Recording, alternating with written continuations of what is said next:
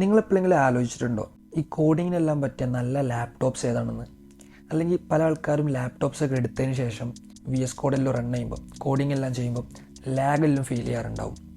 അല്ലെങ്കിൽ ഒരു virtual മെഷീൻസൊക്കെ use ചെയ്യുമ്പോൾ നമ്മുടെ PC ക്രാഷ് ആയി പോകുന്നുണ്ടാവും.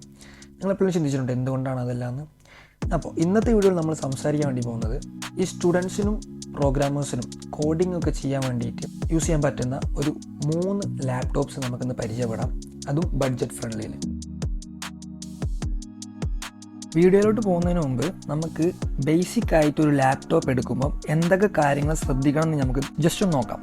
സോ ഫസ്റ്റത്തെ കാര്യമാണ് പ്രോസസ്സർ. നമ്മൾ ഒരു മിനിമം i5 പ്രോസസ്സറുള്ള ലാപ്ടോപ്പ് എടുക്കാൻ നോക്കുക.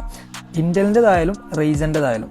അപ്പോൾ ഇൻ്റലിൻ്റെ i5 ഉണ്ട്, അതുപോലെ തന്നെ റൈസൻ 5 ഉണ്ട്. ഇതിലേതെങ്കിലും ഒരു പ്രോസസ്സർ ചൂസ് ചെയ്യുക. നമ്മുടെ ലാപ്ടോപ്പ് എടുക്കുമ്പോൾ മിനിമം i5 പ്രോസസ്സർ ചൂസ് ചെയ്യാം. രണ്ടാമത്തെ കാര്യമാണ് ഒരു മിനിമം ഒരു 8GB റാം എങ്കിലും നമുക്ക് യൂസ് ചെയ്യാം. കാരണം നമുക്ക് മൾട്ടിപ്പിൾ ആയിട്ടുള്ള ആപ്ലിക്കേഷൻസൊക്കെ റൺ ചെയ്യേണ്ടി വരും. ഒന്നാമത് കോഡിങ് ചെയ്യേണ്ടി വരും, അതുപോലെ തന്നെ നമുക്ക് ഒരു വെർച്വൽ മെഷീനും റൺ ചെയ്യേണ്ടി വരും. അപ്പോൾ ഒരു മിനിമം 8GB റാം എടുക്കുക. മൂന്നാമത്തെ കാര്യമാണ് SSD. നമുക്ക് SSD എടുക്കാൻ നോക്കുക. കാരണം HDD-നെക്കാട്ടും കൂടുതൽ സ്പീഡ് SSD-ക്കാണ്. അപ്പോൾ നമുക്ക് കമ്പൈലിംഗ് സ്പീഡ് കൂടുതലായിരിക്കും. അതുപോലെ തന്നെ പല കാര്യങ്ങളും നമുക്ക് സ്പീഡ് ഇൻക്രീസ് ചെയ്യാൻ പറ്റും SSD എടുക്കുന്നതോടുകൂടി. മിനിമം ഒരു 256 SSD എങ്കിലും നമ്മൾ ചൂസ് ചെയ്യാൻ നോക്കുക. അപ്പോൾ നമുക്ക് ഏതൊക്കെയാണ് ആ 3 ലാപ്ടോപ്സ് എന്ന് പോയി പരിചയപ്പെട്ടിട്ട് വരാം. അപ്പോൾ നമ്മുടെ ലിസ്റ്റിൽ ഒന്നാമതായിട്ടുള്ളത് ലെനോവോ V15 ആണ്. അപ്പോൾ ഇതിൻ്റെ സ്പെക്ക് നോക്കുകയാണെന്നുണ്ടെങ്കിൽ റൈസൻ 5 ഹെക്സാ കോർ 5500U ആണ് ഇതിൻ്റെ സ്പെക്ക് വരുന്നത്, പ്രോസസ്സർ വരുന്നത്. അതുപോലെ തന്നെ 8GB റാമും 512GB SSDയും ഇതിൽ വരുന്നുണ്ട്. പിന്നെ ഡിസ്പ്ലേ നോക്കുകയാണെന്നുണ്ടെങ്കിൽ 15 ഇഞ്ചിൻ്റെ ഒരു ഡിസ്പ്ലേ ആണ് ഇതിന് വരുന്നത്.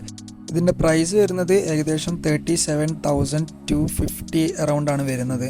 ആമസോണിലും ഫ്ലിപ്കാർട്ടിലും അവൈലബിൾ ആണ്. ലിങ്ക് ഡിസ്ക്രിപ്ഷനിൽ കൊടുത്തേക്കാം. അപ്പോൾ നമ്മുടെ രണ്ടാമത്തെ ലാപ്ടോപ്പ് വരുന്നത് ഇൻഫിനിക്സ് X2 സ്ലിം ആണ്.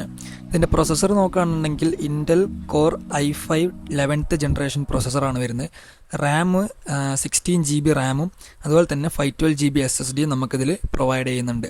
സോ ഇതൊരു നല്ല ഓപ്ഷൻ ആയിരിക്കും. അതുപോലെ തന്നെ ഫ്ലിപ്കാർട്ടിലും ആമസോണിലും ഇതിന് അറൗണ്ട് ഒരു 39,000 വരുന്നുള്ളൂ. അപ്പോൾ ഇത് കോഡിങ്ങിന് നല്ലൊരു ലാപ്ടോപ്പാണ്.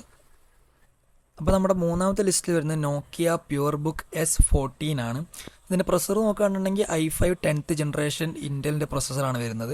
അതുപോലെ തന്നെ 8GB റാം വരുന്നുണ്ട്, 512GB SSD വരുന്നുണ്ട്. ഇത് നമ്മൾ വിചാരിക്കുന്ന മാതിരി ഈസി ആയിട്ടുള്ളൊരു ലാപ്ടോപ്പ് അല്ല, നല്ലൊരു പവർഫുൾ ആയിട്ടുള്ള ലാപ്ടോപ്പാണ്. അത്യാവശ്യം ഒരു 15 ഇഞ്ചിൻ്റെ സ്ക്രീൻ വരുന്നുണ്ട്. അതുപോലെ തന്നെ പ്രോസസ്സിങ് സ്പീഡൊക്കെ അടിപൊളിയാണ്. അപ്പോൾ കോഡിങ്ങിന് ഈ ഒരു ലാപ്ടോപ്പ് നിങ്ങൾക്ക് ഞാൻ പ്രിഫർ ചെയ്യുന്നുണ്ട്.